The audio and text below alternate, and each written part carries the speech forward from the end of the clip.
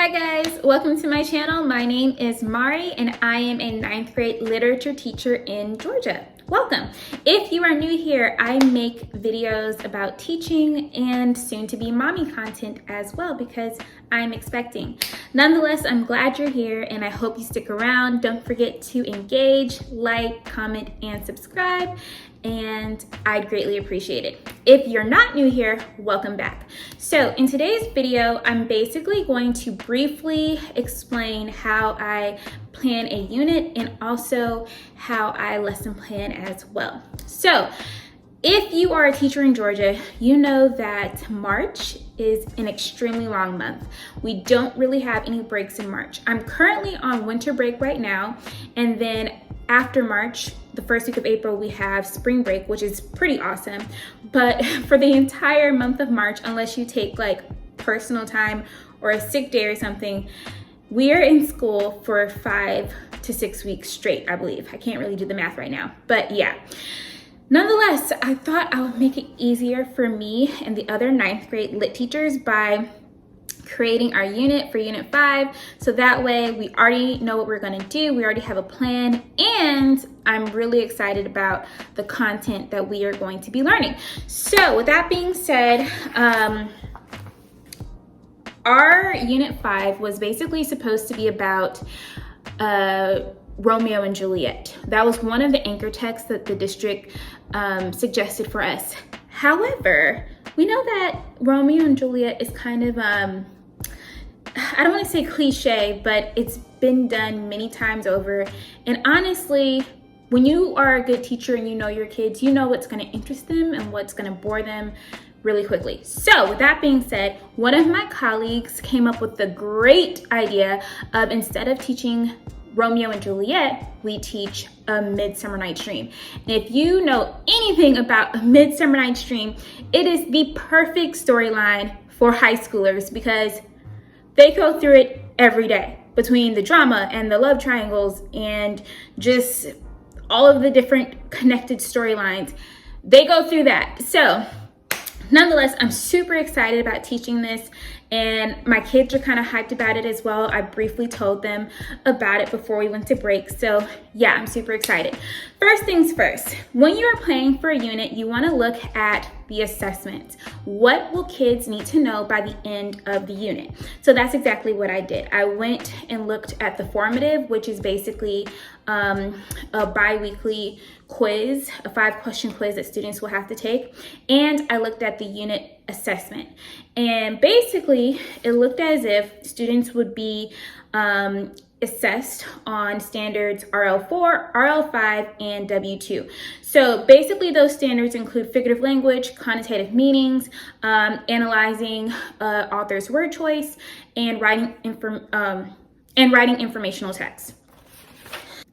Some of the key terms that I know the kids will also have to know are structure, foreshadowing, flashback, conflict, tone, mood, in addition to learning elements of drama, storylines, parallel plot structure, things of that nature.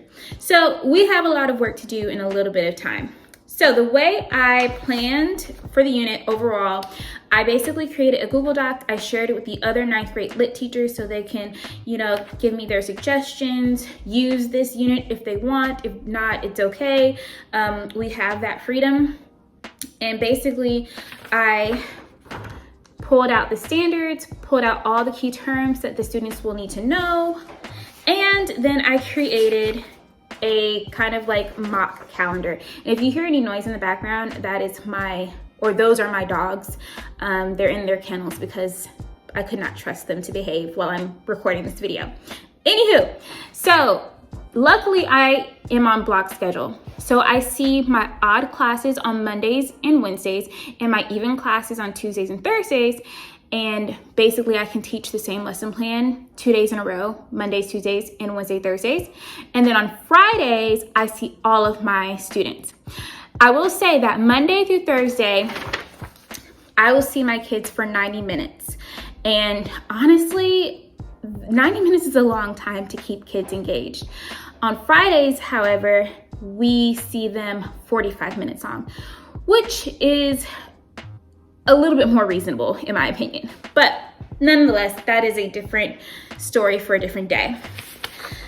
And so yeah, basically I kind of mapped out what to put in my lesson plans for each of the weeks, week 1 through week 5 of the unit. So before we went to winter break, I actually got some work done. I actually completed lesson plans for week 1 and week 2, and it went pretty smoothly. Also, I will say this, when you are working with a team, a good teaching team, when I say that, other teachers who teach your content, you are able to communicate and collaborate and share. And so a lot of these ideas that I mentioned in this unit, or that I will include in this unit, are suggestions from other teachers. For example, initially I was just gonna go with the flow and teach Romeo and Juliet, but my colleague suggested A Midsummer Night's Dream. Another colleague basically suggested that after we read each act, we actually show students the play or parts of the play that she found on YouTube, which is great. Also, if you read Shakespeare, you know that it's a little bit difficult to understand. Let's be real. So another one of my coworkers found an online PDF website where it had the modern translation of the play right next to the traditional translation, which is super helpful, not just for my students, but for me as well. Because the last time I read this play was in college, and honestly, I didn't pay attention because I didn't understand it too well. So nonetheless, it's really helpful to have an amazing team and work with colleagues that you can trust, that you can take suggestions from and give suggestions to. It's just really awesome to have people you can work with, because at the end of the day, we have the same goal. We want our kids to be successful. So I really appreciate my team this year. All right, so what I've done so far, as you know, this play is kind of lengthy. So first things first, I created a plot map for students to complete online through Canva. So normally I don't print this out, but for the sake of this video, I wanted to show you guys what it looked like up close. So basically in each of these boxes, after we read each scene, students will briefly summarize what happened in those scenes. And then we know that A Midsummer Night's Dream has tons of characters, tons and tons of characters, and it can be really confusing. So as we read the play, not only are we going to complete this plot map, we are also going to complete a character chart as well. Basically, students will briefly describe each of the characters and their relationships once we get to them. So what we're going to do today, we are going to plan the lesson plan for week 3 of Unit 5. So in week 3 of Unit 5, based on the calendar I have created, that is March 14th through March 18th, we are going to be reading Act 3, Scene 1 and Scene 2. The most important skills that students will need to know and practice is character traits, character development, character motivation, comparing and contrasting. So overall, students, symbolism. Symbolism is a big deal. So on Monday and Tuesday, students will have the option of basically comparing and contrasting Hermia and Helena or Lysander and Demetrius. I wanted to give them some options. And then on Wednesday and Thursday, students will basically look at the symbol of the love potion, and we'll talk about what that love potion could possibly stand for in the play, but also what could it stand for in real life, in our culture. So that is the plan. And then I'm actually going to create a document that students will use online to compare and contrast those characters. And that's that. So please stick around. I'm about to go ahead and start planning. I'm going to show you what our lesson plans look like. I will probably not get to the Google Slides today, but that's okay. This is good. We're getting a lot done in a little bit of time, so I'll get to the Google Slides when I get to the Google Slides, right? So please stick around. Don't forget to comment, like, engage, and subscribe. And yeah.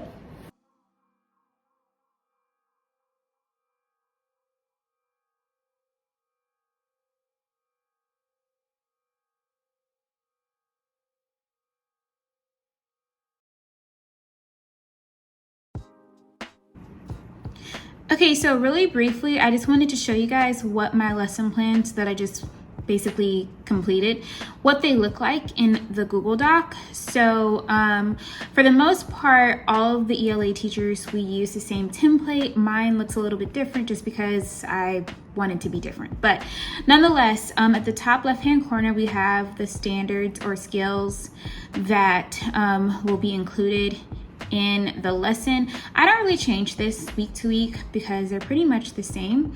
And then I have a link to the assessment that we are preparing for.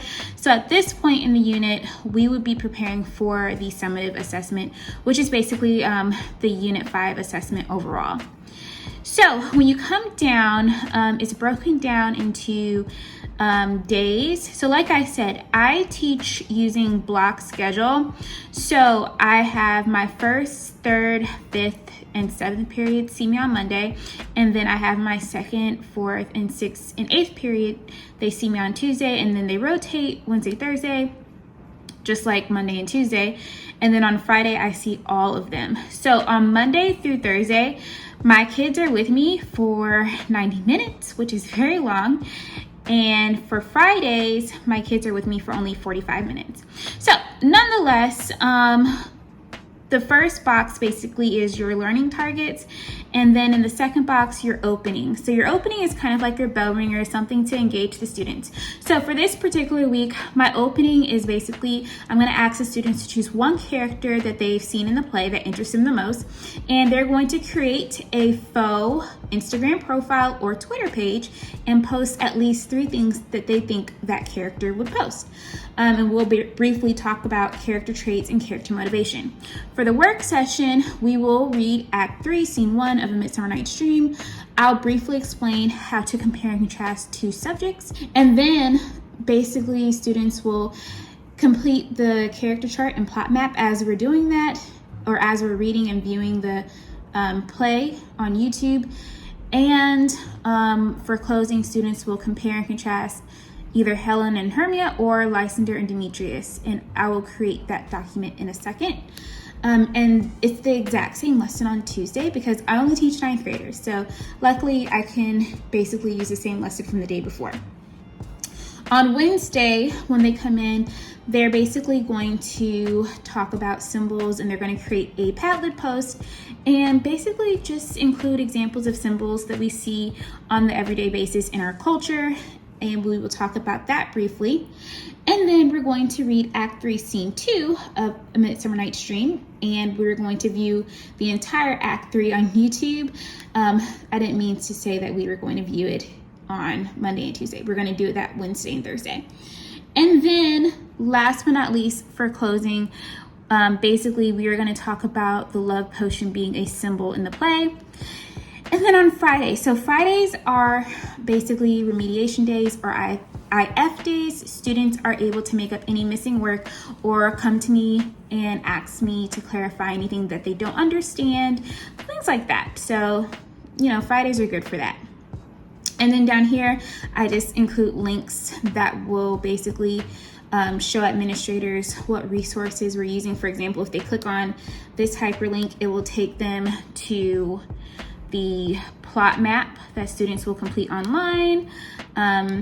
If they click on this one, for example, it'll take them to the character chart where they are basically going to briefly describe each of the characters and their relationships and so on and so forth.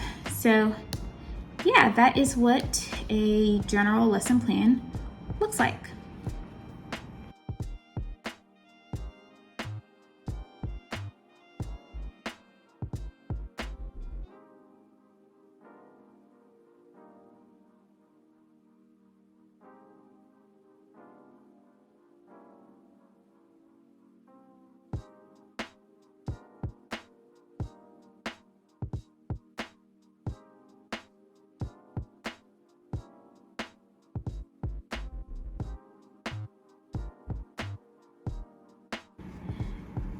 Okay, so my camera is actually about to die, but basically this is just a very quick example of how I create digital handouts. Like I said, I'll basically make this into a PDF, and students will be able to edit this using a platform called Canva, which I absolutely love. I don't have time today to go into detail about Canva, but it's basically a lifesaver for when you want students to have access to PDFs online and be able to edit them. It's really cool. But yeah, this is just, and this isn't even my best work, but you know, it is what it is. But basically, I just remind them of what it means to compare and contrast two things, and then I have the instructions right here. And basically, they can choose whether or not they want to compare and contrast Lysander and Demetrius or Hermia and Helena. And so instead of doing a Venn diagram, I just did a 3-column chart. So on the outside columns, they're going to talk about the unique character traits for each of the characters, but in the middle column, they're going to talk about the similarities between the two characters. And I am asking them to cite evidence, cite specific examples from the text. We'll see how that goes. We know that sometimes that is a struggle, but yeah, that is basically how I create a handout on Canva. All right, guys, well, we've reached the end of this video. The only thing left that I would have to do is basically update my Google Slides that I plan to display and show students each day during each lesson, and that takes a little bit of time to design as well. But for the most part, we are done with lesson plans for week 1, 2, and 3 when we get back from winter break. If I have the energy between now and Sunday, who knows, I might finish lesson plans for week 4 and 5. So we shall see. I do not know. But nonetheless, I hope this gave you a glimpse into what it's like to kind of plan a unit and plan a lesson and create your own resources on Canva. If you guys have any questions or suggestions, please do not hesitate to leave a comment below. Don't forget to like, engage, and most of all, subscribe. And I will see you next time. Bye.